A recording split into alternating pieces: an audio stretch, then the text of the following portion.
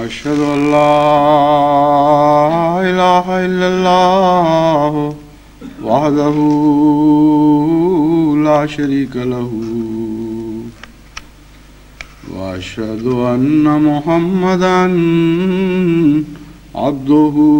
ورسوله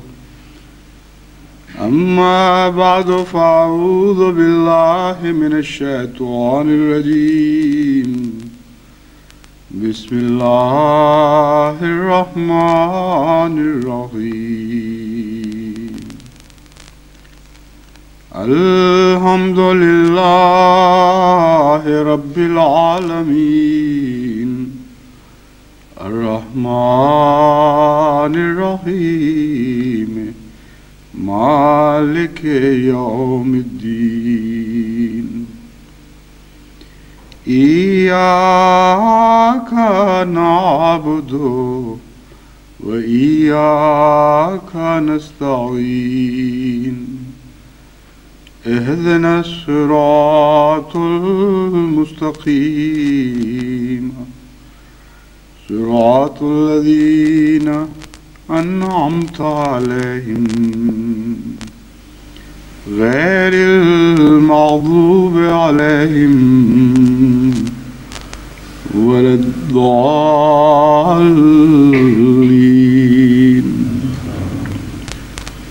تتجافى جنوبهم عن المضاجع يدعون ربهم خوفا وطمعا يدعون ربهم خوفا وطمعا ومما رزقناهم ينفقون فلا تعلم نفس ما أخفي لهم من قرة أعين جزاء بما كانوا يعملون.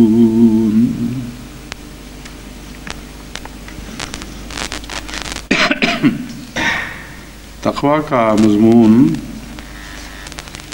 اسلام کے ساتھ ایک ایسا تعلق رکھتا ہے کہ کسی اور مذہبی تعلیم میں اس مذہب کے ساتھ تقویٰ کا مضمون اس طرح گہری وابستگی اختیار کیے ہوئے دکھائی نہیں دیتا، بلکہ عملاً فی الحقیقت اگر آپ غور کریں تو اسلام تقویٰ اور تقویٰ اسلام ایک ہی چیز کے دو نام ہیں۔ اسی لیے حضرت اقدس مسیح موعود علیہ الصلوۃ والسلام نے اپنے منظوم کلام میں اسلام ہی کو تقویٰ قرار دیا ہے۔ اس وسعت کے ساتھ یہ مضمون قرآن کریم میں پھیلا ہوا ہے اور احادیث میں ملتا ہے، اور اس شدت سے اس پر زور دیا گیا ہے اول و آخر کہ گویا روحانی زندگی کا خلاصہ تقویٰ ہے جس کے بغیر کچھ بھی باقی نہیں رہتا۔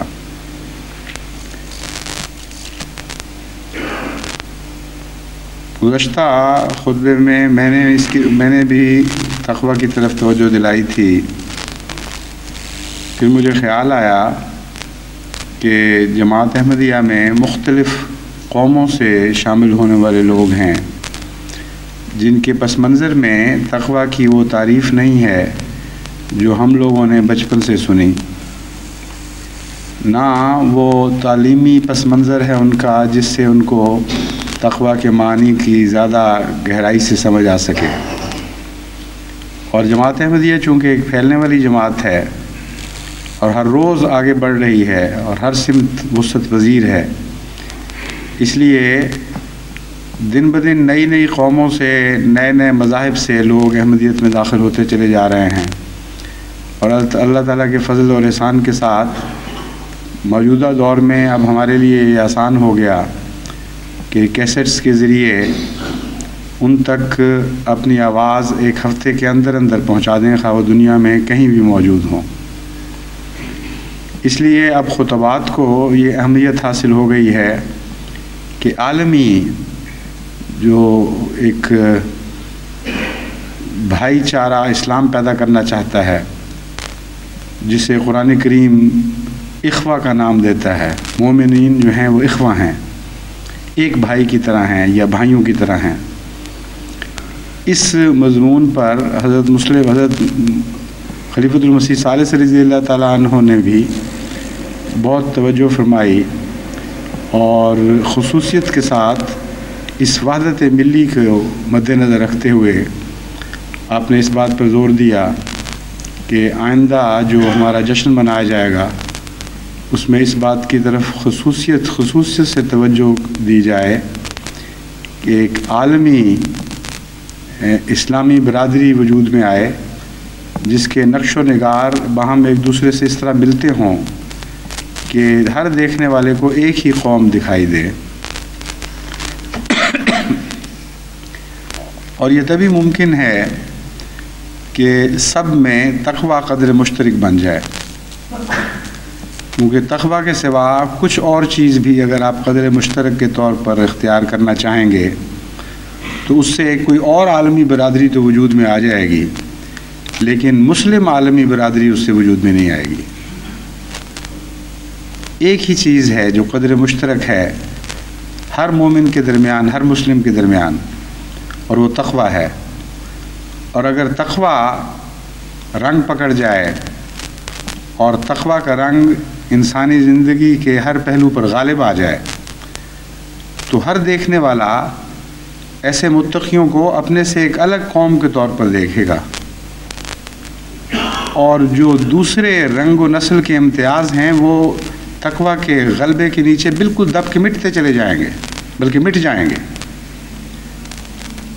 اور ایک ایسی قوم وجود میں آئے گی جیسی قوم دنیا نے پہلے نہ دیکھی ہوگی، اور حیرت سے وہ یہ ماجرا دیکھیں گے کہ انہی لوگوں میں سے، خواہ وہ افریقہ کے بسنے والے ہوں یا ایشیا کے یا یورپ کے یا امریکہ کے، کسی بھی خطہ ارض سے تعلق رکھتے ہوں، ان سب سے نکل کے کچھ لوگ اسلام کی آواز پر لبیک کہتے ہوئے ایک جھنڈے کے تلے جمع ہوتے چلے جا رہے ہیں، اور سب میں ایک نئی قومیت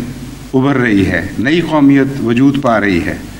نئی قومیت نشو و نما دکھا رہی ہے، یہاں تک کہ ان کے رنگ ڈھنگ بالکل ایک جیسے ہو گئے ہیں. یہ چیز جماعت احمدیہ میں کسی حد تک اللہ تعالیٰ کے فضل اور احسان کے ساتھ دکھائی دینے لگی ہے، اور وہ لوگ جن کو جماعت کے پس منظر کا کچھ علم نہیں، جماعت کے فلسفے کا کچھ علم نہیں، وہ بھی محسوس کرتے ہیں. چنانچہ گزشتہ جلسہ سالانہ کے بعد جو امیگریشن کے افسروں کی طرف سے تبصرے موصول ہوئے، اس میں سب سے زیادہ اہمیت والا تبصرہ یہ تھا کہ یہ عجیب سے لوگ ہیں احمدی کہ دنیا کے جس کونے سے بھی آئے ہیں ایک ہی قسم کے لوگ ہیں، اور ہم ان کو پہچان جاتے تھے. وہ ایک قسم کیا ہے یہ کسی کو سمجھ نہیں آئی.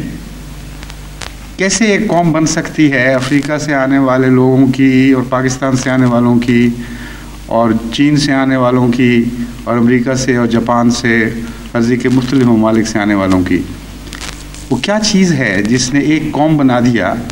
اور ایک غیر نظر سے دیکھنے والے کو بھی محسوس ہوا کہ ان میں قدر مشترک ہے. وہ یہ بات تو نہیں پہچان سکتا تھا، لیکن امر واقعہ یہ ہے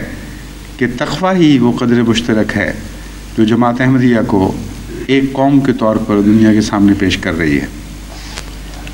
لیکن اس کی طرف بہت توجہ کی ضرورت ہے. بہت ہی ابھی خلا ہیں، اور ابھی ہم یہ نہیں کہہ سکتے کہ تقوی کا رنگ ہماری ہر ادا پہ غالب آ گیا ہے. جب یہ رنگ کسی جماعت پر غالب آ جائے تو اس جماعت کا دنیا پر غالب آنا ایک لازمی امر ہو جاتا ہے. اس کا ایک طبی نتیجہ ہے. یہ واقعہ رونما کر لیں آپ کہ جماعت احمدیہ کی ہر ادا پر تقوی غالب آ جائے تو آسمان اور زمین گواہ ہو جائیں گے اس بات پر کہ آپ لازماً ساری دنیا پہ غالب آئیں گے. کوئی دنیا کی طاقت آپ پر روک نہیں سکتی. اور یہ غلبہ ہے جو حقیقی غلبہ ہے، یہ غلبہ ہے جو معنی رکھتا ہے، یہ وہ غلبہ ہے جو دنیا کی بھلائی اور اس کی بہبود کے لیے ضروری ہے. اس لیے تقویٰ کے متعلق میں نے سوچا کہ مزید مختلف پہلوؤں سے اس پر وقتاً فوقتاً روشنی ڈالتا رہوں۔ ایک بڑا سوال یہ ہے کہ تقویٰ کیسے حاصل ہوتا کیا ہے تقویٰ؟ اس کے متعلق کچھ حصہ پہلے بھی میں خطبات میں بیان کر چکا ہوں، لیکن اب میں اس رنگ میں آپ کے سامنے تقویٰ کا مضمون رکھنا چاہتا ہوں کہ تقویٰ کی دو ہی جڑیں ہیں، ایک اللہ کی محبت اور ایک اللہ کا خوف۔ اس لیے تقویٰ کا یہ ترجمہ کہ ڈرنا، خدا سے ڈرنا، یہ کافی نہیں۔ قرآن کریم سے معلوم ہوتا ہے کہ تقویٰ کی اعلیٰ قسم اللہ تعالیٰ کی محبت میں پیوستہ ہوتی ہے، اور اس کی ثانوی قسم خدا تعالیٰ کے خوف میں پیوستہ ہوتی ہے، اور جو قسم محبت میں پیوستہ ہوتی ہے جب وہ نشو و نما پاتی ہے تو اسی سے ایک خوف کی جڑ بھی نکلتی ہے، اور جو خوف میں پیوستہ ہوتی ہے تقویٰ کی جڑ، وہ جب حقیقی معنوں میں نشو و نما پاتی ہے تو اسی سے ایک محبت کی جڑ بھی نکلتی ہے، اور پھر تقویٰ کا مضمون مکمل ہو جاتا ہے۔ لیکن حقیقی اور نہایت اعلیٰ پائے کا تقویٰ وہی ہے جس کا آغاز محبت سے ہوا ہو، اور قرآن کریم بھی اس تقویٰ کو سب سے اعلیٰ درجے کا تقویٰ قرار دیتا ہے۔ لیکن اس مضمون کے اوپر تو بہت لمبا وقت درکار ہے، اس کے اتنے پہلو ہیں اور اتنے بعض باریک پہلو ہیں کہ ان میں سے ایک پہلو کو بھی کھول کر نکھار کر جماعت کے سامنے پیش کرنے کے لیے ایک وقت چاہیے۔ آج مختصراً میں نے اس بات کو پیش نظر رکھا ہے کہ اگر تقویٰ محبت ہے تو یہ محبت حاصل کیسے ہو۔ ہر مزاج کے لوگ ہیں جماعت میں، ہر علمی سطح کے لوگ ہیں، ہر عقل کے معیار کے لوگ ہیں، اور ان سب کو کس زبان میں سمجھایا جائے کہ ان کو معلوم ہو جائے کہ محبت، خدا تعالیٰ سے محبت کیسے پیدا ہو، وہ محبت جو حقیقت میں تقویٰ ہی کا دوسرا نام ہے۔ ہر آدمی کو سمجھانے کے لیے الگ الگ زبان تو استعمال کی نہیں جا سکتی، کیونکہ لاکھوں کی جماعت سے جب خطاب ہو رہا ہو تو کوئی ایسی ترکیب، کوئی ایسا آسان سہل طریق ڈھونڈنا چاہیے جو سب کے لیے قابل فہم ہو اور سارے اس سے اثر قبول کر سکیں۔ اس مضمون پر جب میں نے غور کیا تو مجھے وہ سب سے آسان رستہ یہ نظر آیا کہ جن لوگوں نے سب سے زیادہ خدا سے محبت کی ہے، ان کی زبان میں اگر خدا کا ذکر کیا جائے تو سب سے آسان طریق اللہ تعالیٰ کی محبت پیدا کرنے کا ہے۔ اور اسی لیے قرآن کریم میں یہ ارشاد ملتا ہے، ان کنتم تحبون اللہ فاتبعونی یحببکم اللہ، کہ اے محمد صلی اللہ علیہ وسلم لوگوں میں اعلان کر دے، قل ان کنتم تحبون اللہ، کہ اگر تم اللہ سے محبت کرتے ہو یا محبت کرنا چاہتے ہو تو میرے پیچھے چلو، یحببکم اللہ، اللہ تم سے محبت کرنے لگے گا۔ بس سارے ذرائع جتنے بھی سوچے جا سکتے ہیں ان میں سب سے آسان ذریعہ یہ ہے کہ کسی سچے محبت کرنے والے کی زبان میں خدا کا ذکر کیا جائے۔ اور اس پہلو سے جب حضرت اقدس محمد مصطفیٰ صلی اللہ علیہ وآلہ وسلم کے ارشادات پر آپ نگاہ ڈالتے ہیں تو زندگی کے ہر شعبے سے تعلق رکھنے والے ایسے ارشادات ملتے ہیں جن کو سن کر اللہ تعالیٰ کی محبت پیدا ہوتی ہے، اور سچی محبت جو عمل کو دعوت دیتی ہے، فرضی محبت نہیں جس کے نتیجے میں عمل پیدا نہ ہو۔ یہ مضمون ایسا ہے جو دنیا کی محبت پر غور کرنے والوں کو بھی سمجھ آیا، چنانچہ مجھے اس مضمون پر غور کرتے ہوئے غالب کا یہ شعر بھی یاد آیا کہ ذکر اس پری وش کا اور پھر بیاں اپنا، بن گیا رقیب آخر تھا جو رازداں اپنا، کہ میں نے کسی کو رازداں بنایا تھا محبت میں، لیکن اس نہایت ہی حسین پری چہرہ کا ذکر ہو اور وہ بھی غالب کی زبان میں ہو تو کیسے ہو سکتا ہے کہ سننے والا عاشق نہ ہو جائے؟ چنانچہ وہ جو اسے میں نے رازداں بنایا تھا وہ میرا رقیب بن گیا۔ تو حضرت اقدس محمد مصطفیٰ صلی اللہ علیہ وآلہ وسلم سے زیادہ اللہ کا عاشق تو کوئی دنیا میں سوچا ہی نہیں جا سکتا۔ اور پھر ذکر بھی آپ کی زبان سے ہو خدا کا، جو عام باتوں کے علاوہ فصاحت و بلاغت میں بھی قرآن کے بعد سب سے بلند معیار رکھنے والے تھے، اس سے لازماً بے اختیار اللہ تعالیٰ کی محبت دل میں پیدا ہوتی ہے۔ پھر اسی طرح خوف کا مضمون جو ہے وہ بھی آن حضرت صلی اللہ علیہ وآلہ وسلم کی زبان ہی سے سننے میں حقیقی خوف کا علم ہوتا ہے، اس کا احساس پیدا ہوتا ہے، یہاں تک کہ بعض دفعہ اس ذکر سے سارا وجود کانپنے لگتا ہے۔ تو اس مضمون پر میں مختصراً آج روشنی ڈالتا ہوں،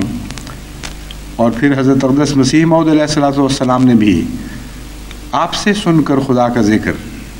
جس طرح عشق کا نمونہ دکھایا، جس طرح والہانہ طور پر آپ بھی اپنے آقا کے پیچھے پیچھے اپنے رب کے عاشق ہوئے، آپ کی زبان سے بھی اللہ کے ذکر سنتے ہوئے ہر صاحب فراست، ہر صاحب دل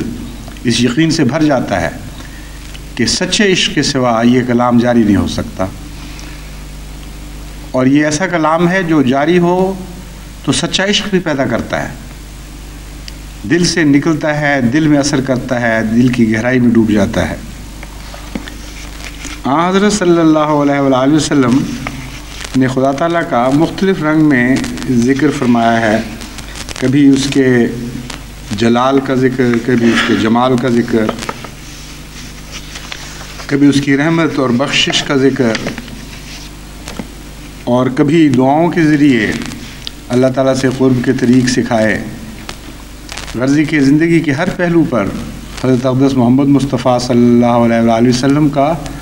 خدا سے عشق غالب ہے۔ کوئی زندگی کا ایسا پہلو نہیں ہے جس میں حضرت رسول اکرم صلی اللہ علیہ وآلہ وسلم کے آئینہ قلب میں آپ کو خدا دکھائی نہ دے۔ حضرت ابو ہریرہ روایت کرتے ہیں، اور بخاری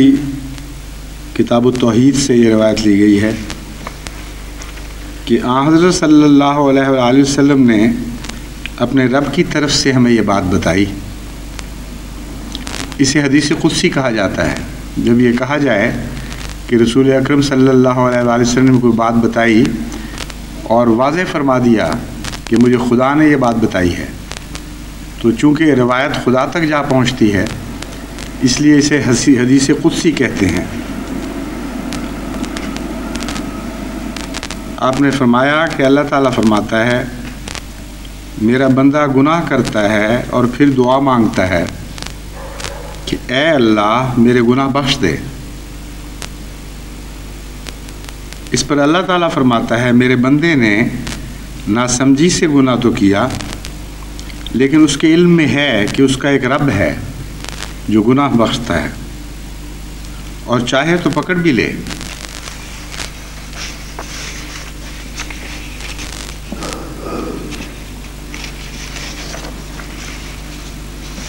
پھر میرا بندہ توبہ توڑ دیتا ہے اور گناہ کرنے لگ جاتا ہے، اور پھر نادم ہو کر کہتا ہے، اے میرے رب میرا گناہ بخش دے۔ اللہ تعالیٰ فرماتا ہے کہ میرے بندے نے گناہ کیا لیکن وہ جانتا ہے کہ اس کا ایک رب ہے، وہ گناہوں کو معاف بھی فرماتا ہے اور گرفت بھی کرتا ہے، اور پھر بندہ توبہ توڑ دیتا ہے اور گناہ کرتا ہے، لیکن نادم ہو کر دعا مانگتا ہے کہ اے میرے رب میرا گناہ بخش۔ اللہ تعالیٰ فرماتا ہے کہ میرا بندہ ہے جو جانتا ہے کہ میرا ایک رب ہے جو گناہ بخشتا ہے۔ میرا بندہ کمزور ہے، اپنے پر قابو نہیں رکھ سکتا، غلطی کر بیٹھتا ہے، لیکن اگر وہ نادم ہو کر توبہ کرے تو میں اسے بخش دوں گا۔ یہ جو مضمون ہے کیسی سادہ زبان میں اللہ اور بندے کا گناہ کے بعد بخشش مانگنے کا جو تعلق قائم ہوتا ہے اسے بیان فرمایا گیا ہے. اور بار بار یہ دیکھنے کے باوجود کہ ایک انسان گناہ گار ہے، پھر خدا تعالیٰ کی بخشش کا اس رنگ میں ذکر ہے کہ جوں آپ یہ بات سنتے ہوئے آگے بڑھتے ہیں، اللہ تعالیٰ کی محبت دل میں زیادہ بڑھتی چلی جاتی ہے، لیکن گناہ کی محبت نہیں بڑھتی. یہ وہ انداز ہے جو عارف باللہ کے سوا کسی اور کو نصیب نہیں ہو سکتا. حقیقی بات یہ ہے کہ حضرت صلی اللہ علیہ وآلہ وسلم نے جہاں بھی بخشش کا مضمون بیان فرمایا ہے، اس کے نتیجے میں اللہ تعالیٰ کے لیے محبت کے لیے دل نرم تو ہوتا ہے اور امید بھی پیدا ہوتی ہے بخشش کی،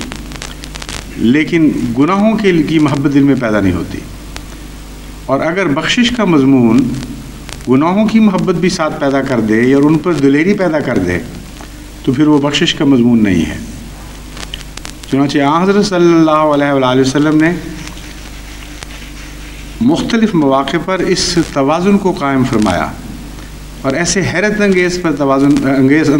طریق پر توازن پر قائم فرمایا کہ خدا کی بخشش سامنے دکھائی دینے لگتی ہے، لیکن ساتھ ہی اس کی پکڑ کا خوف بھی دل پر طاری ہو جاتا ہے. حضرت ابو ہریرہ رضی اللہ تعالیٰ عنہ بھی بیان کرتے ہیں، اور یہ مسلم سے روایت لی گئی ہے، باب فضل مجلس و ذکر،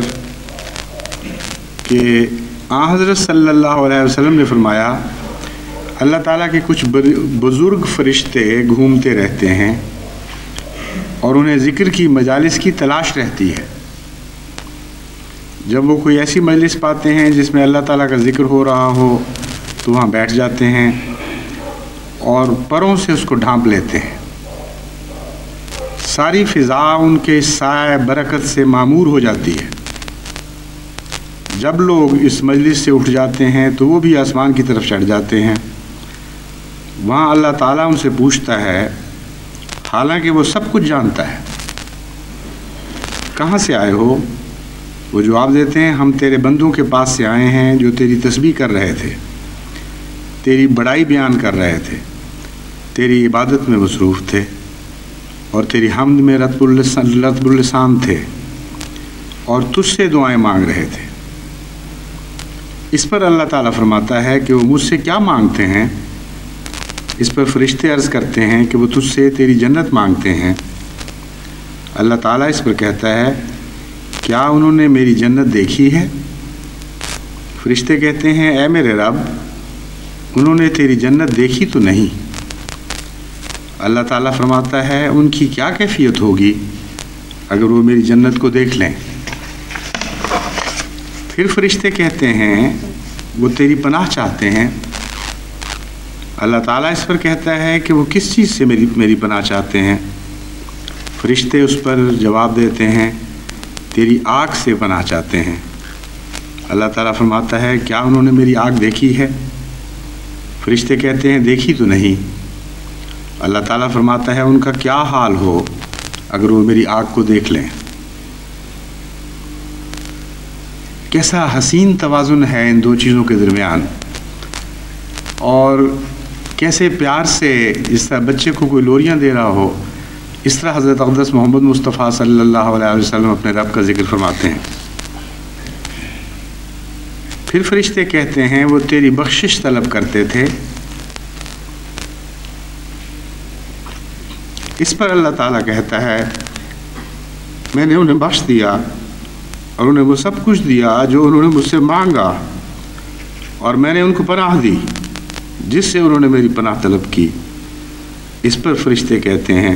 اے ہمارے رب، ان میں فلاں غلط کار شخص بھی تھا اور وہاں سے گزرا اور ان کو ذکر کرتے ہوئے دیکھ کر تماش بین کے طور پر ان میں بیٹھ گیا. اس پر اللہ تعالیٰ فرماتا ہے، میں نے اس کو بھی بخش دیا، کیونکہ یہ ایسے لوگ ہیں کہ ان کے پاس بیٹھنے والا بھی محروم اور بدبخت نہیں رہتا. بس آپ کو یہ بننا ہے، کیونکہ ساری دنیا کو پناہ دینے کے لیے اللہ تعالیٰ نے آپ کو کھڑا فرمایا ہے. وہ فرشتے جو اپنے پروں کے نیچے دوسروں کو لیتے ہیں، وہ فرشتے بننا پڑے گا، اور ایسے لوگ بننا پڑے گا جن کے ساتھ بیٹھنے والے بھی بدنصیب نہیں ہو رہا کرتے. اتنا عظیم الشان کام ہے،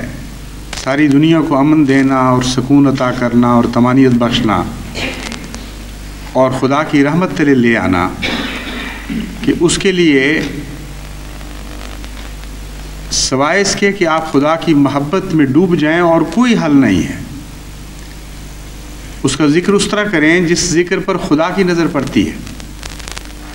اور یہ جو مضمون حضرت اقدس محمد مصطفیٰ صلی اللہ علیہ وآلہ وسلم نے کھولا ہے،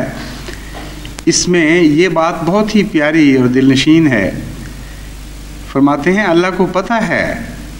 کہ وہ کیا ہو رہا ہے نیچے.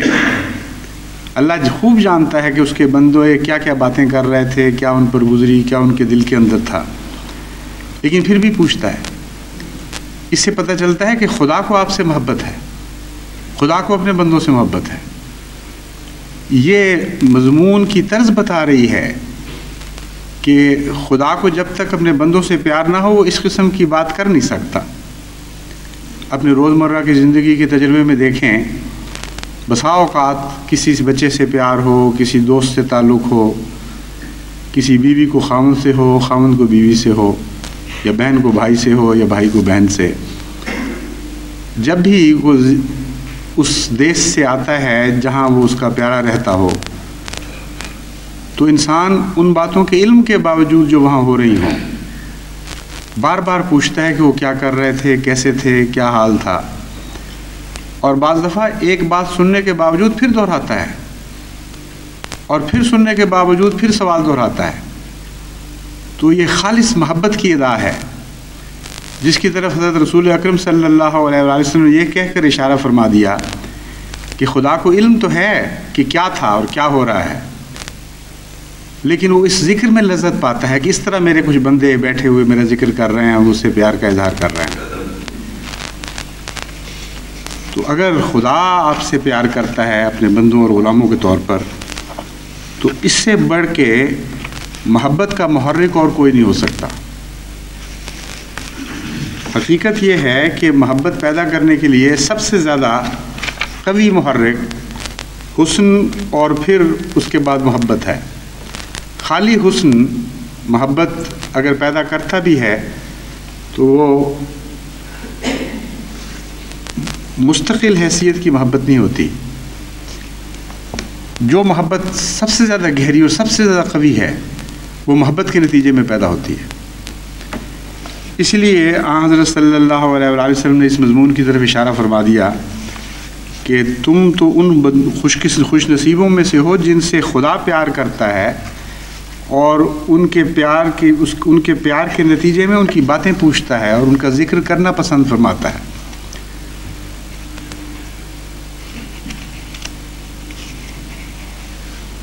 پھر اسی مضمون کو آگے بڑھاتے ہوئے کہ خدا تعالیٰ کو اپنے بندے کی پاک تبدیلی سے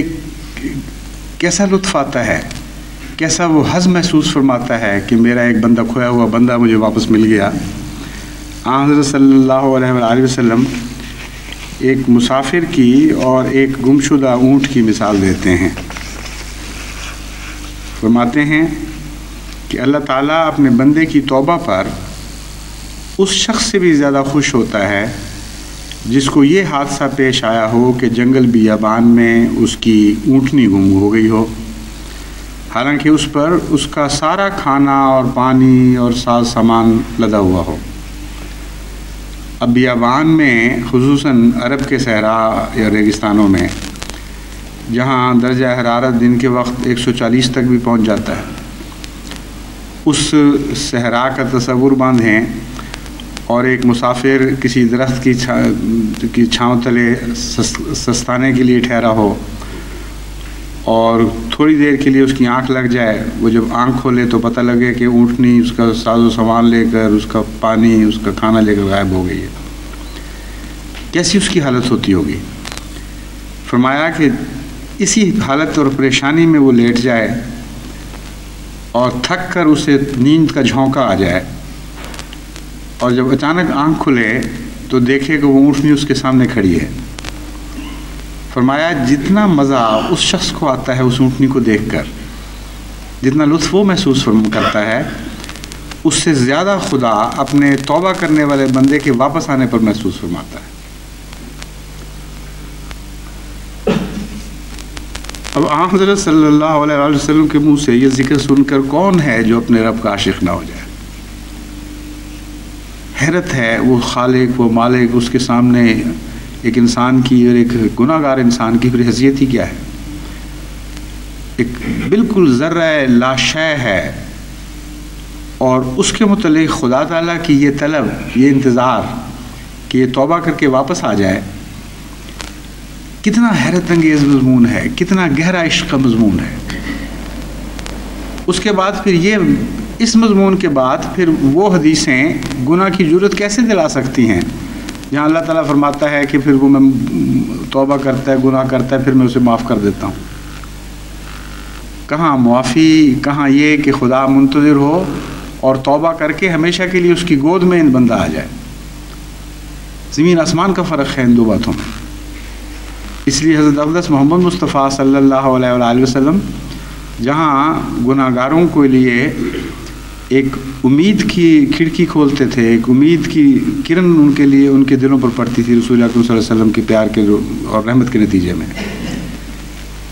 ایک امید کا دروازہ کھل جایا کرتا تھا ان کے لیے، اور ہمیشہ یہ کھڑکی کھلتی رہے گی، یہ دروازے کھلتے رہیں گے. لیکن ساتھ ہی حضرت محمد مصطفیٰ صلی اللہ علیہ وآلہ وسلم ہی کی ایک عجیب شان ہے کہ اس بخشش کی امید کے باوجود گناہ پر جرت آپ نے نہیں دلائی. اور سب باتوں کا آخری ماحصل یہ ہے کہ انسان گناہ سے دل اچاٹ کر بیٹھتا ہے، گناہ کی اس کے سامنے کوئی حقیقت باقی نہیں رہتی، لطف نہیں رہتا اس گناہ میں، اور خدا تعالیٰ کی محبت اور اس کا لطف رفتہ رفتہ اس کے دل پر غالب آتے چلے جاتے ہیں.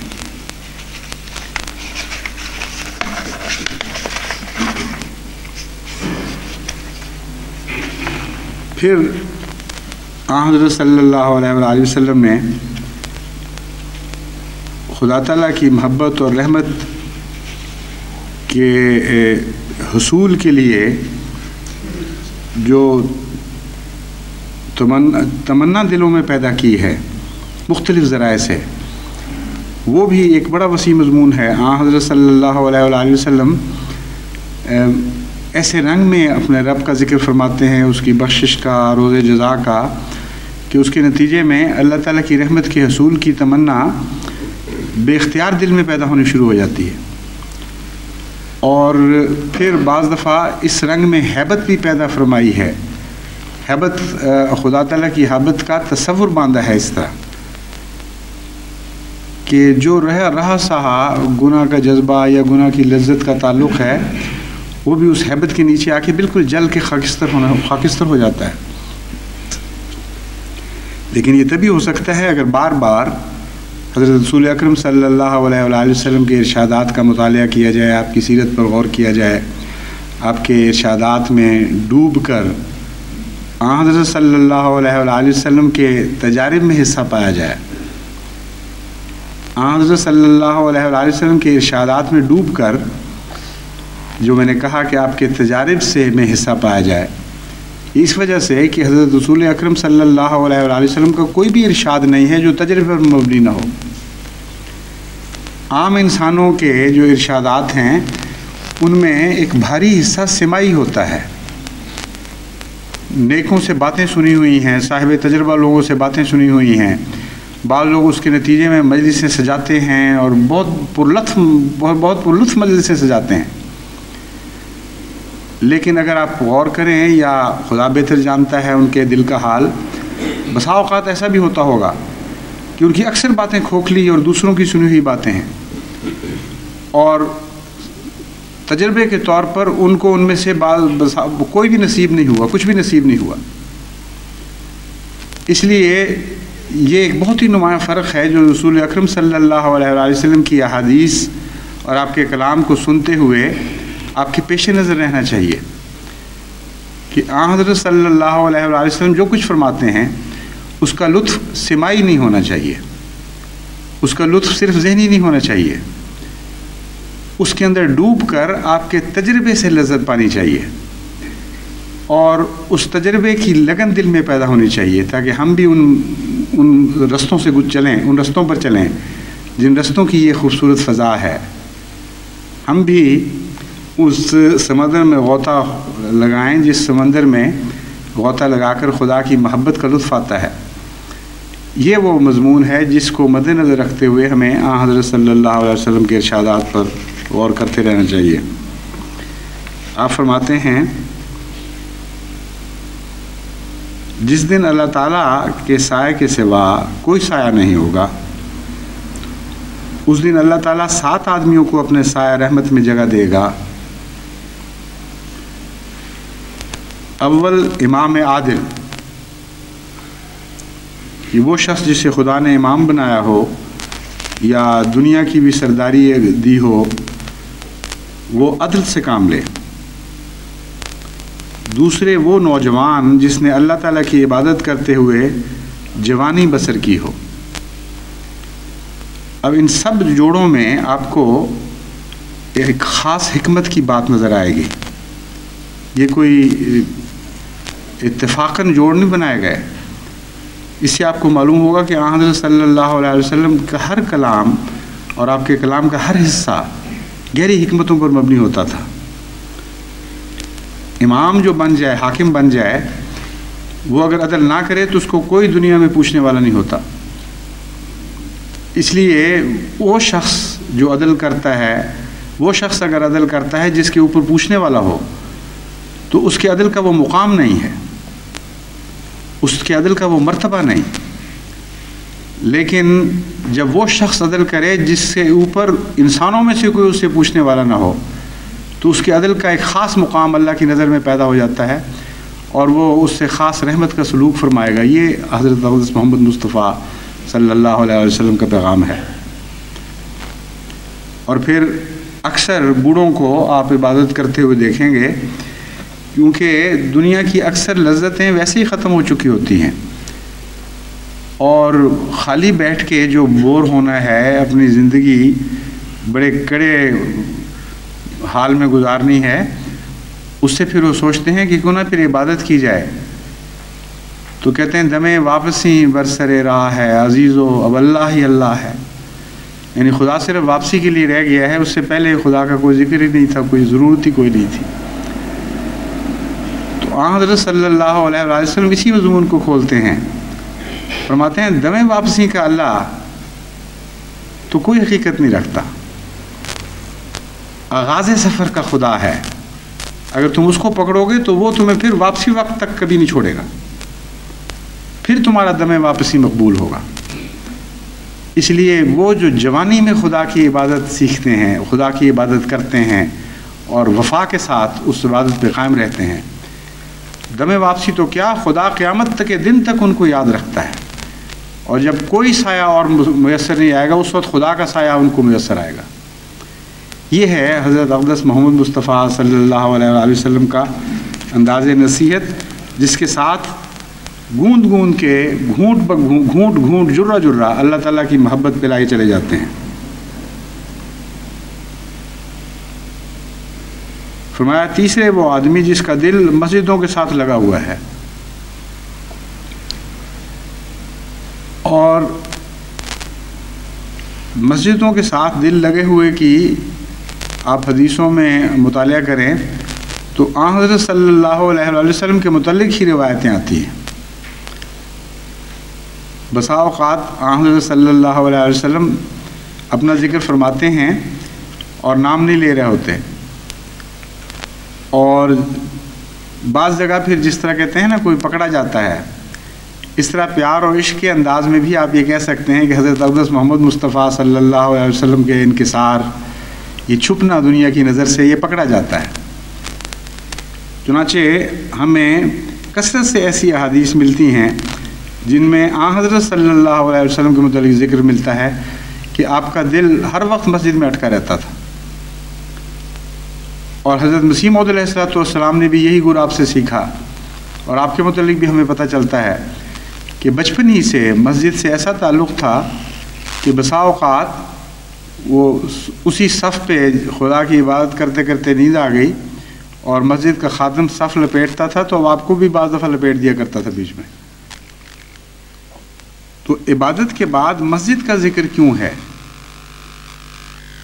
کیا عبادت کا ذکر کافی نہیں تھا جوانی کی عبادت کا؟ امر واقعہ یہ ہے کہ عبادت کی حفاظت کے لیے مسجد ضروری ہے، اور مسجدوں کی آبادی نہایت بہت ہی بڑا مقام رکھتی ہے عبادتوں کے قیام کے لیے۔ اگر مساجد نہ ہوتی تو کبھی کی مسلمانوں سے عبادت مٹ چکی ہوتی۔ اسی لیے صرف اسلام ہی میں نہیں، دنیا کے ہر مذہب میں ایک خاص عبادت گھر بنایا گیا ہے، عبادت گھر کا تصور قائم فرمایا گیا ہے، اور کوئی بھی دنیا کا ایسا مذہب نہیں جہاں عبادت کا مضمون تو نظر آتا ہو لیکن عبادت خانہ نظر نہ آتا ہو۔ حالانکہ عبادت تو گھروں میں بھی ہو سکتی ہے، جنگلوں میں بھی ہو سکتی ہے، شہروں میں بھی ہو سکتی ہے۔ تو رسول اکرم صلی اللہ علیہ وآلہ وسلم نے عبادت کے سوا جب مساجد کا ذکر فرمایا تو اس کی طرف توجہ دلائی ہے۔ ایسے بھی بعض عبادت کرنے والے ہوں گے جنہوں نے جوانی عبادتوں میں کاٹی ہے، لیکن مساجد کے ساتھ ان کا تعلق نہیں رہا ہوگا۔ بعض ایسی جگہ پیدا ہوتے ہیں جہاں مسجدیں میسر نہیں آتی، بعض ویسے ہی جنگلوں اور بیابانوں میں رہنے والے لوگ ہیں، تو خدا ان کو بھی نہیں بھولتا، ان کی عبادتوں پہ بھی نظر فرماتا ہے۔ لیکن عبادت کا معراج مساجد میں ہے، اور مسجدوں میں جو عبادت قائم کی جاتی ہے وہ سب سے اعلیٰ عبادت ہے۔ اسی لیے حضرت صلی اللہ علیہ وآلہ وسلم نے ان لوگوں کا الگ ذکر فرمایا کہ وہ شخص جس کا دل مسجدوں کے ساتھ لگا ہوا ہو، اللہ تعالیٰ اسے کبھی نہیں بھولتا، اور قیامت کے دن جب کوئی اور سایہ میسر نہیں ہوگا اس وقت خدا اپنا سایہ اس کے سر پر بھی اسے بھی نصیب فرمائے گا۔ پھر فرمایا چوتھے وہ دو آدمی جو اللہ کی خاطر ایک دوسرے سے محبت کرتے ہیں، اسی پر وہ متحد ہوئے اور اسی کی خاطر وہ ایک دوسرے سے الگ ہوئے۔ اب محبت کا مضمون تو ہر جگہ دنیا میں پھیلا ہوا ہے، بغیر محبت کے، بغیر تعلق کے تو انسانی زندگی کا کوئی تصور ہی نہیں ہے، بلکہ حیوانی زندگی کا بھی کوئی تصور نہیں۔ لیکن یہ ایک نیا مضمون ہے کہ آپس کے تعلق خدا کی محبت کے نتیجے میں ہوں۔ جہاں تک میرا علم ہے کسی اور مذہب میں اس مضمون کو اس حسن کے ساتھ بیان نہیں کیا گیا۔ ممکن ہے مخفی طور پر اشارے تو ملتے ہوں گے، لیکن اس شان اور وضاحت کے ساتھ سوائے حضرت اقدس محمد مصطفیٰ صلی اللہ علیہ وآلہ وسلم کے کسی نے یہ مضمون نہیں باندھا، اور کثرت کے ساتھ اس مضمون کو باندھا ہے آپ نے۔ حب فی اللہ والبغض فی اللہ، الحب فی اللہ والبغض فی اللہ، اللہ کے نام پر اللہ کی خاطر محبت کرنا اور اللہ کی خاطر بغض کرنا، اور اپنے نفس کو اس میں سے مٹا دینا۔ یہ ایک بہت ہی اعلیٰ درجے کی محبت ہے جو انسانی محبتوں میں بہت کم دکھائی دیتی ہے، اور اگر یہ محبت روزمرہ کی ہماری زندگی کا حصہ بن جائے یا ہماری محبتوں پر غالب آ جائے تو اسی دنیا میں اللہ تعالیٰ کے فضل کے ساتھ ایسی جنت پیدا ہو سکتی ہے جس کا دوسری قومیں محض اخروی زندگی میں تصور مانتی ہیں۔ لیکن جماعت احمدیہ اگر اس پر عمل کرے اور حب فی اللہ کا مضمون سیکھ جائے اور بغض فی اللہ کا مضمون سیکھ جائے تو حقیقت یہ ہے کہ یہی دنیا ہمارے لیے جنت کا گہوارہ بن جائے، امن کا گہوارہ بن جائے اور جنت نشان ہو جائے۔ پھر حضرت رسول اکرم صلی اللہ علیہ وآلہ وسلم فرماتے ہیں، اور یہ بھی ایک مشکل مضمون ہے اسی لیے اسے خاص طور پر چنا ہے، اکثر ہمارے محبتیں جس کو ہم خدا کے لیے کہتے ہیں ان کا اگر آپ تجزیہ کریں تو پتہ لگے گا کہ اپنی محبت ہی نام ہم نے خدا کی محبت رکھ دیا تھا۔ اس لیے ایک خطرے کی گھنٹی ہے اس ہدایت میں۔ اپنی محبتوں کا تجزیہ کرنا شروع کریں، آپ حیران ہوں گے کہ شاذ کے طور پر آپ کی محبت ہے جو خالصتاً للہ ہوگی، ورنہ اکثر محبتیں اپنی ہیں اور انہی محبتوں کے نتیجے کو آپ خدا کی محبت قرار دے رہے ہوتے ہیں۔ مثلاً ایک امیر ہے، آپ اس کی اطاعت کرتے ہیں، اس سے پیار کرتے ہیں، اس سے تعلق رکھتے ہیں اور بہت اپنے آپ کو اس معاملے میں غلطی سے بہت ہی خدا کی محبت کی خاطر محبت کرنے والا سمجھ رہے ہوتے ہیں۔ جماعت کا امیر ہے، اس سے تعلق ہے، اس کے کہنے پر اس کی فرمان برداری میں آپ جماعت کی خدمت کر رہے ہیں، تو اس سے زیادہ اور کیا ثبوت ہوگا کہ آپ کو خدا سے محبت ہے اور خدا کی محبت کی خاطر کر رہے ہیں۔ لیکن اگلے سال الیکشن ہوتا ہے، وہ امیر بدل جاتا ہے، ایک اور امیر آ جاتا ہے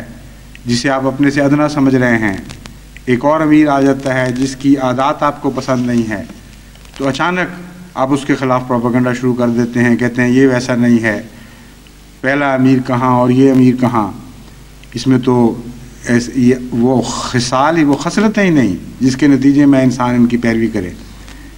وہیں آپ کی محبت کا بھانڈا پھوٹ جاتا ہے۔ وہیں پتہ چلتا ہے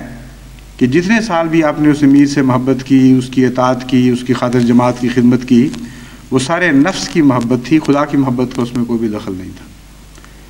اس لیے آن حضرت صلی اللہ علیہ وآلہ وسلم کے ہر ارشاد کے پیچھے ایک بہت ہی وسیع مضمون پوشیدہ ہوتا ہے، اور اس میں ڈوب کر اس کی گہرائی میں جا کر آپ کو پھر حقیقی طور پر معلوم ہوگا کہ آپ کیا کہہ رہے ہیں۔ اسی لیے میں یہ زور دیتا ہوں کہ آپ کے آن حضرت صلی اللہ علیہ وآلہ وسلم کے ارشادات سن کے آپ کے تجارب میں شریک ہونے کی کوشش کریں، اور جب تک آپ ارشادات پر پوری توجہ کے ساتھ غور نہیں کریں گے، یہ عام آدمی کا کلام تو ہے نہیں کہ سطحی طور پر کہا گیا اور سطحی طور پر آپ کو سمجھ آ جائے۔ اس لیے جب تک آپ پوری توجہ کے ساتھ اس پر غور نہیں کریں گے، آپ کو پہلے تو اس کا مضمون ہی نہیں سمجھ آئے گا، اور پھر جب سمجھ آئے گا تو پھر اگلا مرحلہ ہے اس مضمون کو اپنی زندگی میں جاری کرنا۔ یہ بعض دفعہ اتنا مشکل ہو جاتا ہے کہ ایک چھوٹے سے ارشاد کو بھی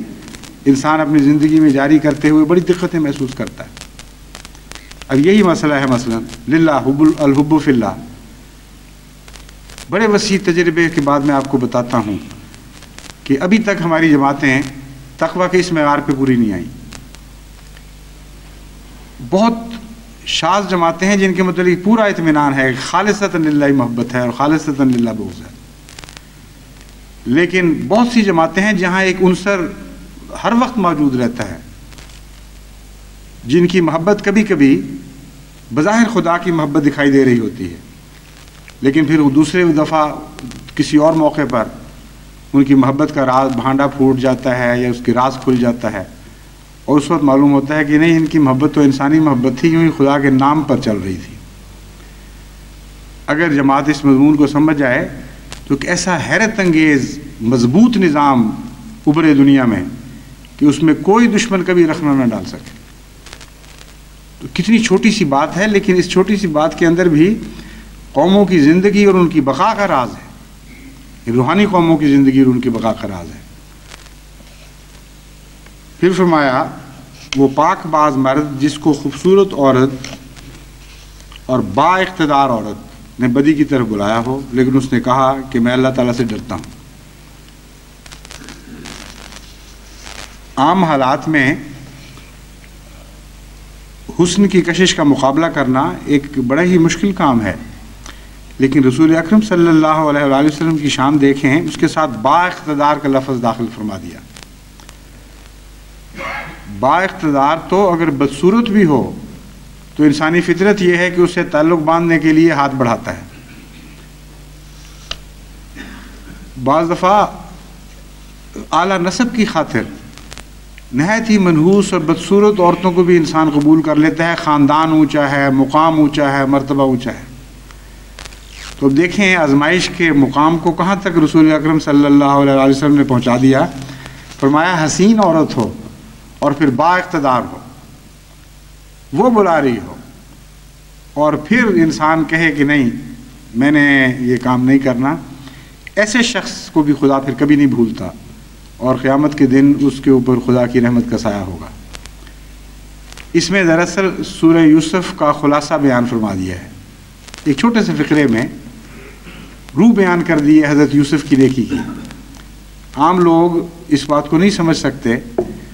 کہ کیوں خدا تعالیٰ نے یوسف کو اتنا عظیم الشان مقام عطا فرمایا کہ قرآن کریم میں اس کے نام کی ایک صورت جاری فرما دی ہمیشہ ہمیشہ کے لیے، اور پھر احسن القصص بیان فرمایا اس کو۔ اس آزمائش میں یہی دو باتیں اکٹھی ہو گئی تھیں، حسن بھی اپنے عروج پر تھا اور قوت بھی بہت بڑی قوت حاصل تھی اس شخص کو اور اس کی بیوی کو۔ چنانچہ قرآن کریم سے پتہ چلتا ہے کہ اس کے کہنے پر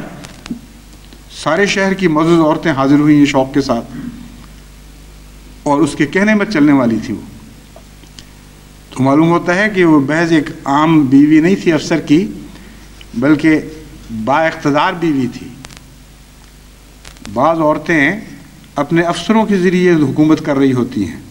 ان کی اور بھی زیادہ شان اور قوت پیدا ان کی اور بھی زیادہ شان بڑھ جاتی ہے۔ چنانچہ آج کل ریگن کو یہی طعنہ دیا جا رہا ہے امریکہ میں کہ یہ تو یوں ہی نام کا پریزیڈنٹ ہے، اصل تو اس کی بیوی پریزیڈنٹ ہے۔ یہاں تک کہ پچھلے دنوں پریس میں بڑے چڑھ کر اس نے اس کی تردید کی کہ نہیں، میں ہی پریزیڈنٹ ہوں، میری بیوی کہاں سے ہو گئی۔ لیکن حضرت یوسف کی بیوی کے متعلق معلوم یہی ہوتا ہے کہ اصل وہ صاحب اقتدار تھی اور اس کا خامد اس کے پیچھے چلتا تھا۔ چنانچہ ہر صورت میں وہ غالب رہی ہے اپنے خامد کے اوپر، اور علاقے پر بھی اس کا بڑا اثر تھا۔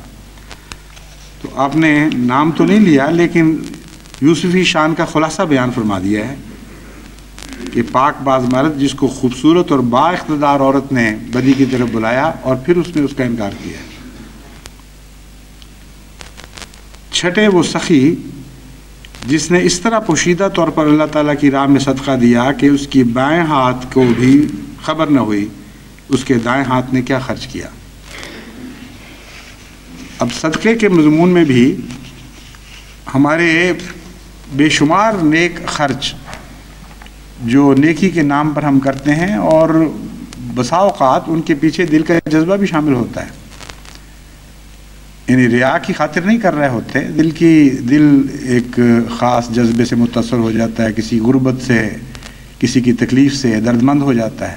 ہم خرچ کر دیتے ہیں۔ لیکن شیطان موقع کی تلاش میں رہتا ہے، جب خرچ کر رہے ہوتے ہیں اس وقت تو داخل ہو جاتا ہے کہ تم نے ٹھیک ہے، تم نے اچھے کام کی خاطر کیا تھا، بڑی نیکی کی ہے، اب ساتھ ہی اگر شہرت بھی ہو جائے تو کیا فرق پڑتا ہے، کیا حرج ہے، دنیا بعد میں واہ واہ کرے کہ ہاں تم نے اس طرح کیا اور اس طرح کیا۔ تو آن حضرت صلی اللہ علیہ وآلہ وسلم چونکہ ہر اس سوراخ سے واقف تھے جس سے بدی داخل ہوتی ہے، اور اپنی حفاظت فرما چکے تھے ہر اس سوراخ سے، اس لیے صاحب تجربہ تھے اور جانتے تھے کہ یہ انتہا ہے آزمائش کی۔ فرمایا کہ خدا کو بھی باریک نظر یہاں تک پہنچتی ہے، تم اگر خدا کی راہ میں خرچ کرتے ہوگے، لیکن کبھی ایسا بھی تو خرچ کرو کہ کسی کے کانوں کان خبر نہ ہو کہ کس طرح تم نے خدا کی راہ میں خرچ کر دیا۔ ایسا شخص جو ریا سے کلیتاً پاک ہو، آغاز میں بھی اور انجام میں بھی، عطا کرتے وقت بھی اور ان محرکات کے لحاظ سے بھی جو عطا کے پیچھے ہوتے ہیں، تو ایسے شخص کو بھی خدا پھر کبھی نہیں بھلاتا، ہمیشہ خدا اس سے پیار اور محبت سے یاد رکھتا ہے، اور جب سائے کی تلاش ہوگی بنی نوع انسان کو تو اس کو بھی خدا کے سائے کی طرف بلایا جائے گا۔ آن حضرت صلی اللہ علیہ وآلہ وسلم اسی رنگ میں خدا کے پیار کی باتیں سکھایا کرتے تھے، اس سے انسان کو کس طرح تعلق بڑھانا چاہیے، کس طرح خدا کا پیار جیتنا چاہیے، کہ عام صحابہ میں اس کی طرف بڑی شدت سے احساس پیدا ہو چکا تھا کہ ہم نیکی کریں تو اس کے نتیجے میں ہمیں دنیا میں واہ واہ نہ ملے، اور اگر ملتی بھی ہو تو ہم اس کا انکار کر دیں۔ چنانچہ صدقات کے معاملے میں روایت ملتی ہے، کوئی شخص، ایک صحابی رات کو نکلے چھپ کر دینے کے لیے کسی کو، تو ایک فاحشہ عورت کو دے دیا صدقہ، اور صدقہ دیتے ہی دوڑ جایا کرتے تھے کہ تاکہ وہ شکریہ بھی ادا نہ کر سکے، پتہ ہی نہیں لگے کس کو دیا ہے۔ دوسرے دن شہر میں باتیں شروع ہو گئیں کہ ایک فاحشہ عورت تھی، وہ شکار کی تلاش میں نکلی ہوئی تھی، ایک سیدھا سادہ آدمی اس کو صدقہ دے کر بھاگ گیا، کبھی کسی اور کو دے دیا، کبھی کسی اور کو دے دیا. بڑی دلچسپ ہے وہ روایت کہ کس طرح وہ بار بار کسی ایک امیر آدمی کو صدقہ دے کے بھاگ گئے. اتنا بھی وقت نہ دیا اس کو کہ وہ واپس کرے کہ میاں مجھے کیا دے رہا ہے، میں تو تمہیں دے سکتا ہوں. تو یہ جو جذبہ پیدا کر دیا تھا حضرت اقدس محمد مصطفیٰ صلی اللہ علیہ وسلم نے، اس جذبے کے نتیجے میں خدا کے پیار کی باریک راہوں کی تلاش کرتے تھے وہ لوگ، اور اللہ تعالیٰ کی ان پر نظر ہوتی تھی. یہاں تک کہ قرآن کریم میں ایسے لوگوں کا ذکر خدا تعالیٰ نے ہمیشہ کے لیے محفوظ فرما لیا.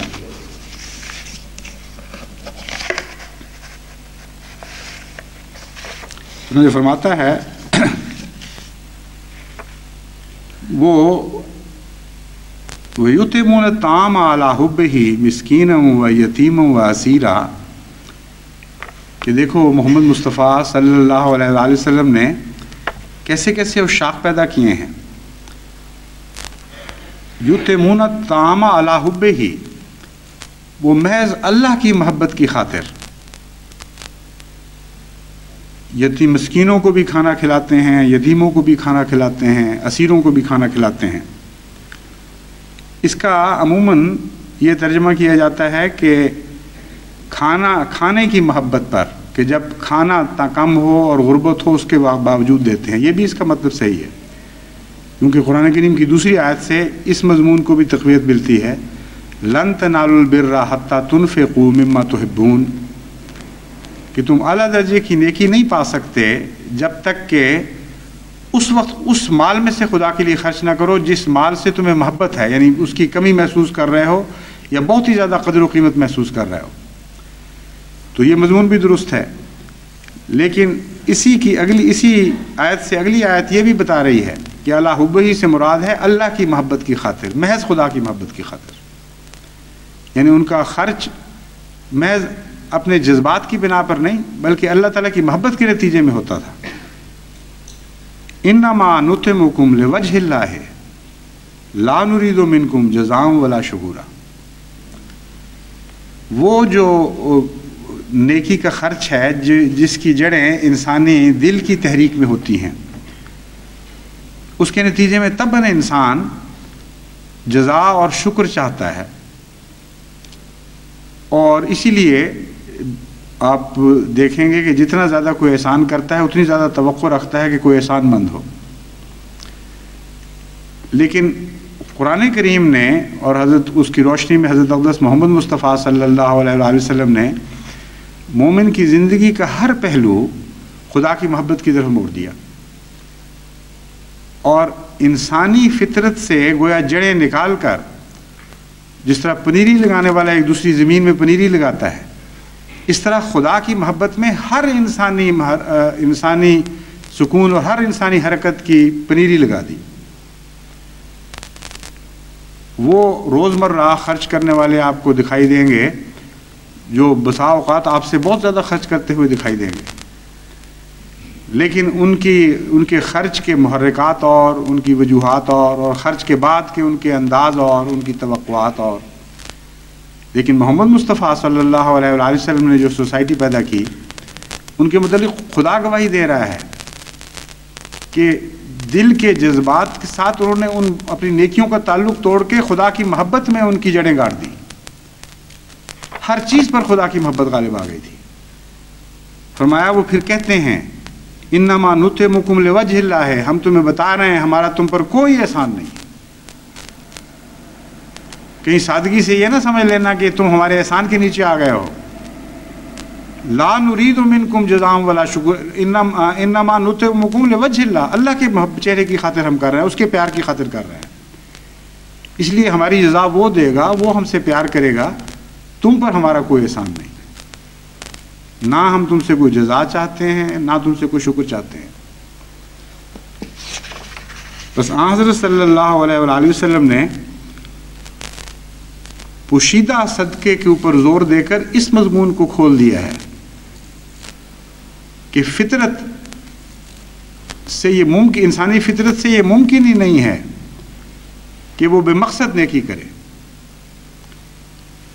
اور اگر کوئی شخص پوشیدہ نیکی میں انتہا کر دیتا ہے تو یقینی طور پر اس کی نیکی کا محرک خدا کی محبت ہے. بس اس مضمون کو خدا کی محبت سے اس طرح باندھ دیا ہے کہ اس سے زیادہ گہرائی کے ساتھ اور مضبوطی کے ساتھ کوئی مضمون خدا کی محبت میں نہیں باندھا جا سکتا.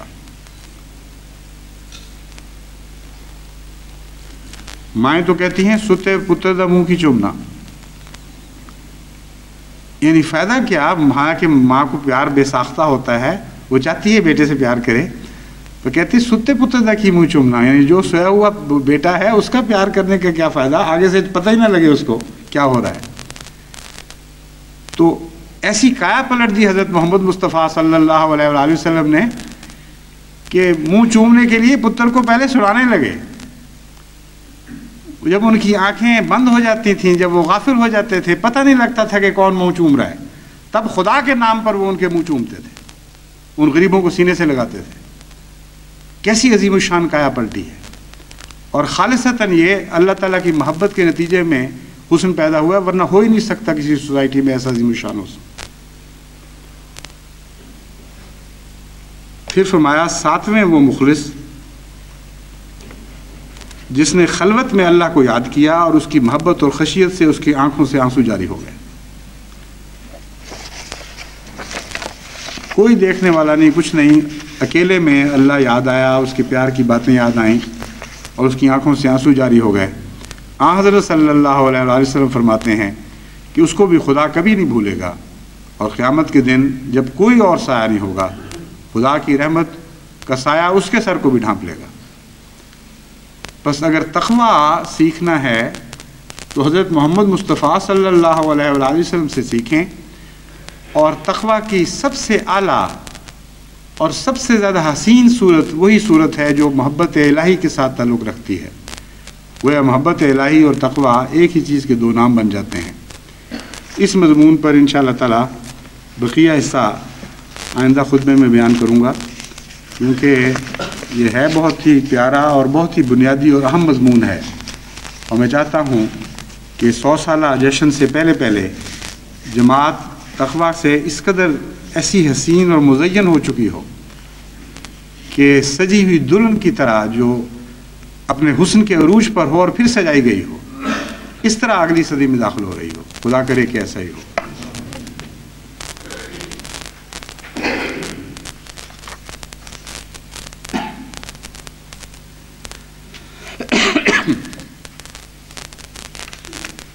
الحمدللہ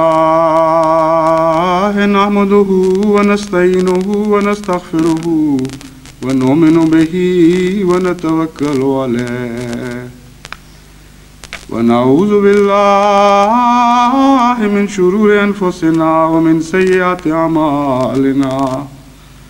من یہدہ اللہ فلا مضل لہ ومن یضللہ فلا ہادی لہ ونشهد أن لا إله إلا الله وحده لا شريك له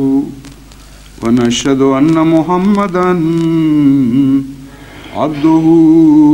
ورسوله.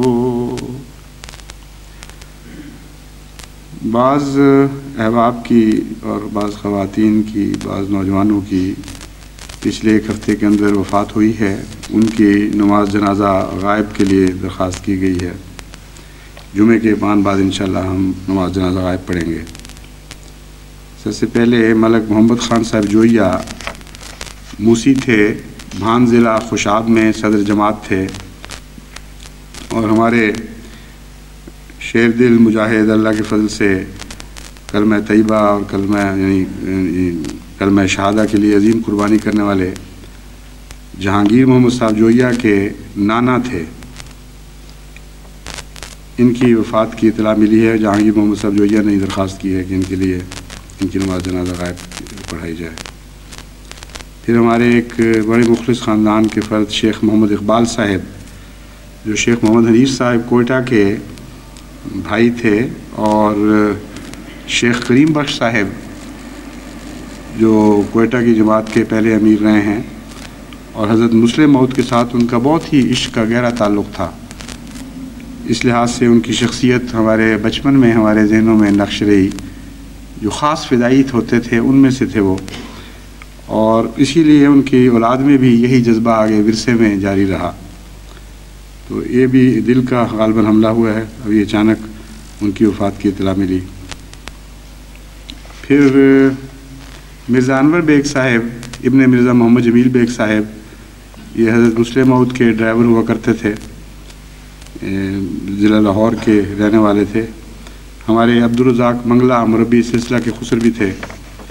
ان کی بھی وفات کی اطلاع ملی ہے۔ ایک محمد سمیع اللہ خان صاحب طالب علم تھے، یہ پنڈی بھٹیاں کے پاس بس کے حادثے میں وفات پا گئے۔ ان کے بھی بڑے مخلص اچھے نوجوان تھے، ان کا بھی فیملی خاندان کو بہت گہرا صدمہ ہے۔ ایک ہمارے مبشر احمد صاحب ہیں، بچہ ہے چھوٹا، طاہر احمد صاحب جرمنی کے ہیں، ان کا تقریباً 3 سال کا بچہ یہ تالاب میں ڈوب گیا، اور باہر بیچارے کی ٹوپی پڑی ہوئی تھی، اس سے پولیس نے پھر تالاب سارا خشک کروایا تو اندر سے لاش نکلی۔ تو ان سب کے لیے اور ان کے پسماندگان کے لیے بھی دعا کریں، اللہ انہیں اپنی رحمت کے سائے میں جگہ دے اور پسماندگان کو صبر جمیل عطا فرمائے۔ عباد اللہ رحمکم اللہ، ان اللہ یامر بالعدل والاحسان وایتاء ذی القربى وینہی عن الفحشاء والمنکر والبغی یعظکم لعلکم تذکرون۔ اذکروا اللہ یذکرکم وادعوہ یستجب لکم ولذکر اللہ اکبر۔